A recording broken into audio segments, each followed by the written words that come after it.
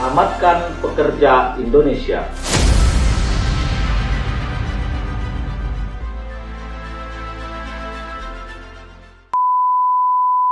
Itu kan tadi syarat-syarat menjadi TKI itu. Nah, benar.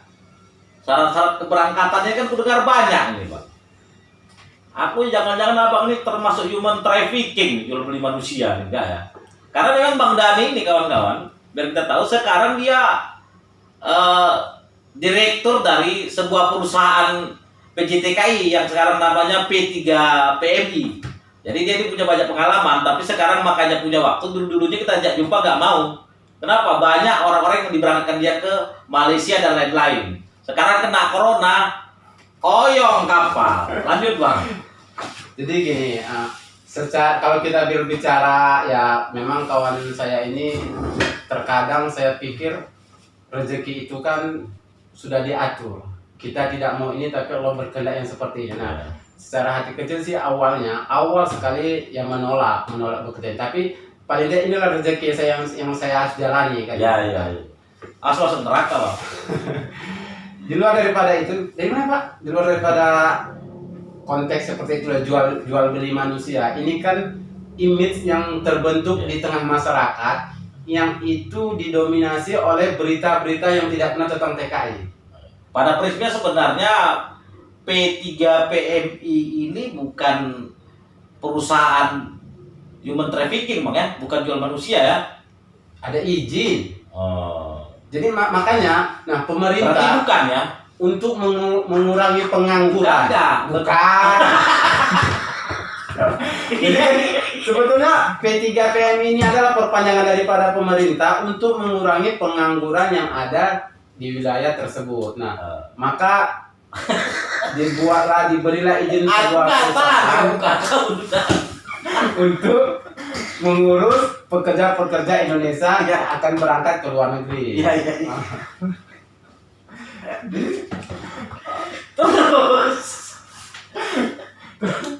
ini kalau seandainya karena ini kita bersahabat lama, makanya ya harus beginilah. Jadi kawan-kawan pemirsa Arab TV Channel, kalau sekali ini memang harus ada dispensasi lah ya. Gini Bang, harus ada ilmunya lah yang diambil dulu kan gitu. Bukan ketawa-ketawa ya. Jadi begini.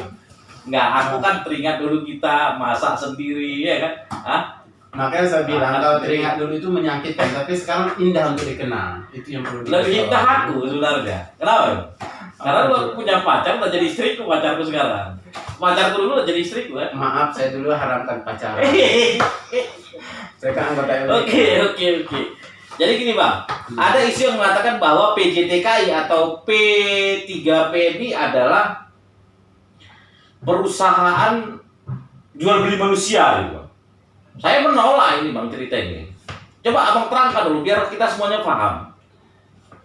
Dari awal saya sudah bilang bahwasanya P3PM ini adalah perpanjangan tangan daripada pemerintah untuk mengurangi. Nah, Undang-Undang Nomor 39 tahun 2004 itu bertujuan menciptakan kerja bagi rakyat Indonesia yang memang tidak ada pekerjaan di dalam negara tersebut. Maka untuk perpanjangan itu pemerintah memberikan izin kepada pihak swasta untuk menangani ini supaya mengurangi pengangguran yang ada di wilayah-wilayah negara Indonesia.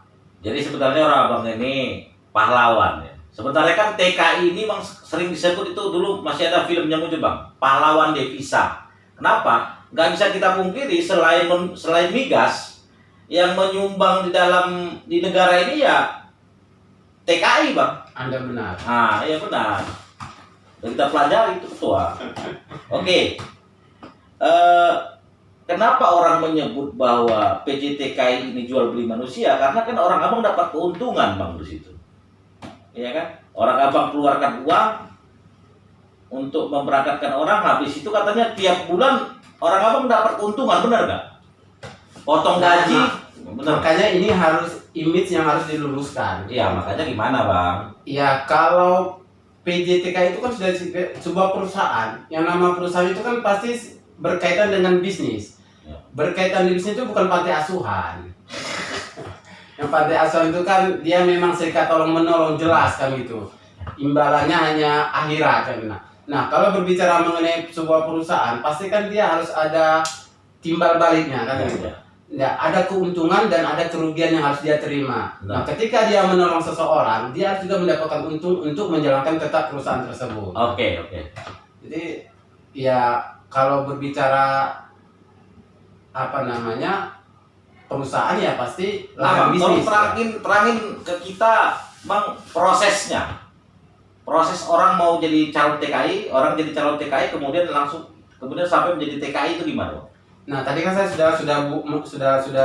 sudah berbicara mengenai syarat menjadi TKI. Nah, sekarang kembali kepada perusahaan tersebut. Nah, sebuah perusahaan bisa melakukan recruiting, bisa dikatakan rekrut untuk pekerja, itu juga bukan langsung bisa kirim ke sana tidak. Ya. Dia punya ada beberapa prosedur. Yang pertama, adanya kerjasama dengan pihak lawyer yang pihak majikan kita bilang di sana ya, dengan di wilayah negara setempat. Iya.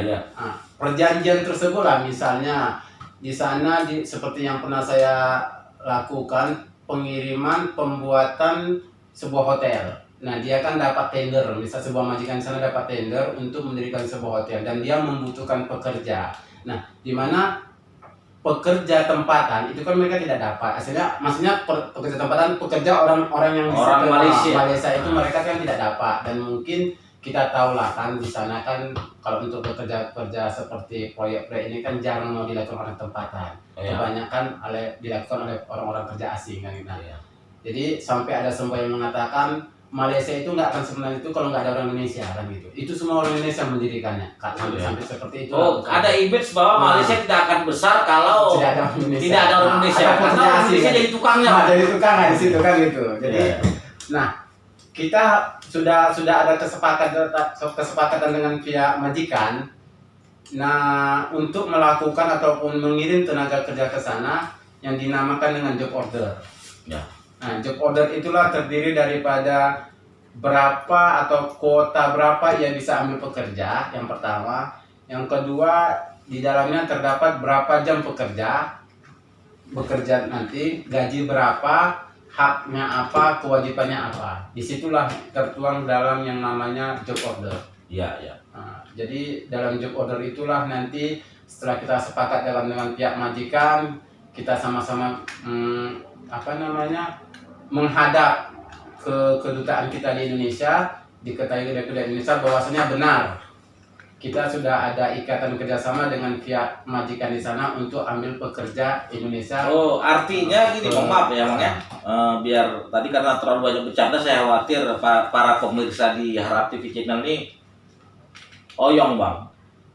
Sedikit saya simpulkan tadi Bang, bahwa P3PMI, perusahaan orang abang itu kalau mau merekrut TKI itu harus ada permintaan dulu dari sana Bang ya. Itu benar. Itu tadi ya, ada job order. Ada job order. Berarti mungkin tujuan dari aturan itu supaya jangan ada TKI yang berangkat ternyata nggak ada kerjaan gitu Bang ya. Oke, lanjut Bang. Terus Bang.